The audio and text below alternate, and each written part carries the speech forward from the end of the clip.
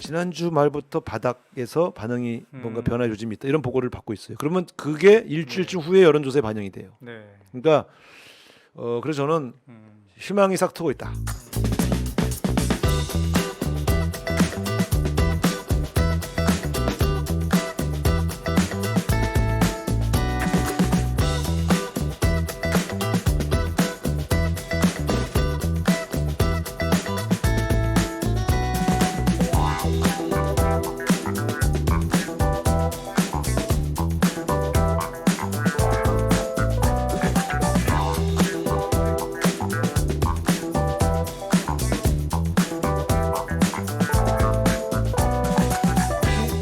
참 힘든 적이 서울이었는데 네. 서울의 구마다 좀 틀리긴 합니다. 근데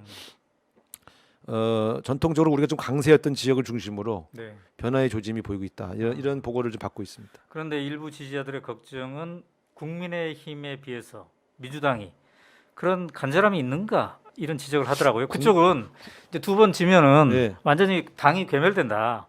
그럼 근데 여기는 지금 180석이나 있고 그렇기 때문에 네. 약간 안주하는 것도 있지 않느냐 뭐 이런 지적을 하더라고요. 편견입니다. 편견입니까? 그동안 180석을 얻고 좀 한가해 보였다 이런 인식이 아직 남아 있는 거죠. 근데 솔직히 말씀드리면 네. 지금 국민의힘의 지역위원장이나 의원들이 우리 지역위원장보다 더 열심히 뛰지 않습니다. 그분들은 다 당선되었다고 생각하고 있어요. 그래요? 네.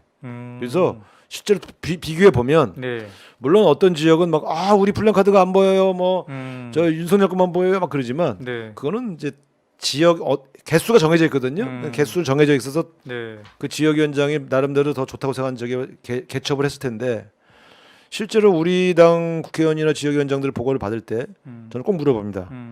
그 지역의 상대방은 어떻게 뛰고 있냐? 네. 잘 안 보여요. 오히려 또 그렇게 얘기합니다. 그러니까 지난주에 9% 7% 앞서는 여론조사 결과가 아하. 그분들을 상당히 방심하게 만든 것 같아요. 저쪽은 이완 네. 되게 네, 됐고. 네. 네. 우리가 저도 솔직히 막 고백하면 이런 게 있어요. 우리가 많이 앞서는 여론조사 결과가 나왔던 선거 네. 나올 때는 이렇게 회의를 합니다. 어. 지금 앞서는 결과가 나왔지만 일일비하지 말고 더 열심히 해야 돼. 알았어? 네. 그러고 나서는 집에 가서 이길 것 같은데? 그리고 1시간 돌아다닐 거 한 30분 걸어다니게 네. 되고 이긴다 그러면 그리고 야 이럴 때 대통령 후보 옆에 딱 서 있으면 좀 잘 보여야 되는데 네. 이런 생각도 살짝 들 때가 있어요. 사진 찍으러 다니고. 그렇지. 그래서 그래서 이게 여론조사는요 조금 뒤지는 거로 나오면서 따라가는 선거가 훨씬 더 절실하게 할 수 있는 기반이 그렇군요. 됐죠. 네. 자, 그럼 총괄 본부장의 입장에서 이제 비상사태까지 선포를 한 마당에 네. 막판 변수들을 이제 또 점검해야 되지 않겠습니까? 서로 상대방의 치명타를 날릴 수 있는 그 어떤 것들이 있을 수도 있고요. 또 악재가 있을 수도 있는데 네네네. 그러한 것들에 대해서는 어떻게 보세요? 그러니까 악재가 있는 쪽이 지죠. 왜냐하면 결국 마지막 4월 3일, 4일, 4월 4일, 5일 사전 네. 투표일을 앞두면 보통 이틀 전쯤에 네, 부동층들이 네, 결심을 하기 시작합니다. 그때 집중적으로 물어봅니다. 네, 지금은 정보를 쭉 수집하면서 네, 고민하고 있는 상황이고요. 음, 어떻게 할 거야? 네, 누구 찍을 거야? 주변에 네. 이제 탐문을 시작합니다. 네, 그러면서 자기가 갖고 있는 생각과 맞춰보면서 결심을 해 나가는데 한 열흘 남았죠. 네, 이때부터 사실상은 거의 결정돼 가는 거죠. 그러니까 이 사이에 네, 악재가 있는 쪽이 집니다. 음, 그래서 제가 단속을 계속하는 거예요 지금. 아하, SNS 조심하고 네. 막말 조심하고 네, 이상한 행동하지 말고 네, 예. 아하, 이제 이런 것들을 계속 독려를 하고 있고요.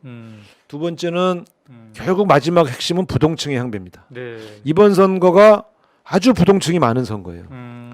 문재인 대통령을 지지하면서 이재명 후보를 지지하는 부동층이 있고요. 네, 보수 지지층인데 윤석열 후보를 지지하지 않는 네, 국민의힘 부동층이 있고요. 네, 전통적 진보인데 심상정 후보를 지지하지 않는 네, 전통적 진보 부동층이 있어요. 네, 이런 일이 참 드문데 그래서 막판에 이 부동층의 향배가 네, 승부를 결정짓는다.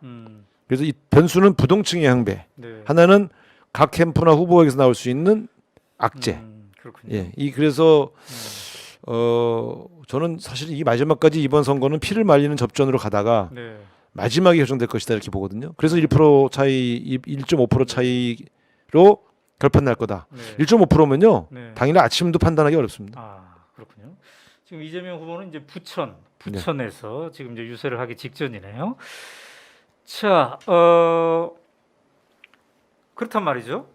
이제 제일 독자들이 관심 갖는 거는 TV 토론이라는 중대한 변수가 있었고 야권 단일화 구도의 출렁거림이 정리됐는데 그럼 이번 주에는 어느 정도 여론조사 결과가 나올 건가?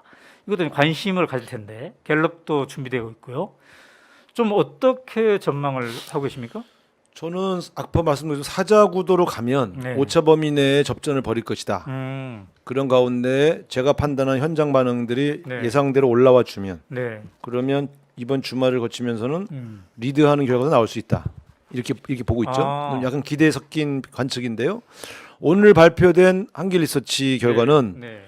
두 후보 간의 오차가 드디어 1% 안쪽으로 붙었지 않습니까? 그렇죠. 0.5% 차이가. 네. 추세선이 좋아요. 네. 그 사흘간한 조사인데 마지막 날 조사가 훨씬 더 좋았다는 거 아닙니까? 그냥 추세죠. 네. 근데 그럼에도 불구하고 악재가 생기면 또 이제 여러 가지 어려움이 생기니까요. 네. 그러나 만약에 지금처럼 큰 변수가 발생하지 않는다 그러면 네. 추세선은 이재명 후보께 더 좋죠. 왜냐하면 저쪽은 단일화에 결렬해서 좀 낙심한 네. 흐름이고 네. 우리는 결렬된 것을 호재로 생각해서 네. 총력전을 펼치기 시작했기 때문에 네. 이 기회를 잡아야 됩니다. 그래서 우리 지지층이 좀 막 전화도 좀 돌리고 이번 주 사실은 다음 주에 해야지 그럼 늦습니다. 이번 주 안에 전화도 돌리고 지지 호소해서 작업을 중요한 얘기를 하셨는데 이 다음 주 하면 늦는다는 다음 주에 사전 투표가 시작되기 때문에 3, 4일 날. 그렇죠. 네. 그러면 월요일에 전화를 돌리기 시작하면 네. 전화 받았다고 바로 그래 네 말대로 할게 그럴 리가 없잖아요. 네. 이번 주부터 시작을 해야 근데 사실 전화를 하려면 평소에도 전화도 좀 하고 그러니까 이게 우리가 꾸준한 운동이 중요합니다. 관계든 뭐든 그죠? 근데 그렇다 할지라도 갑자기라도 전화해야 된다 이거죠. 내가 전화하는 사람들 갑자기 전화하면은 싫어하겠네. 네.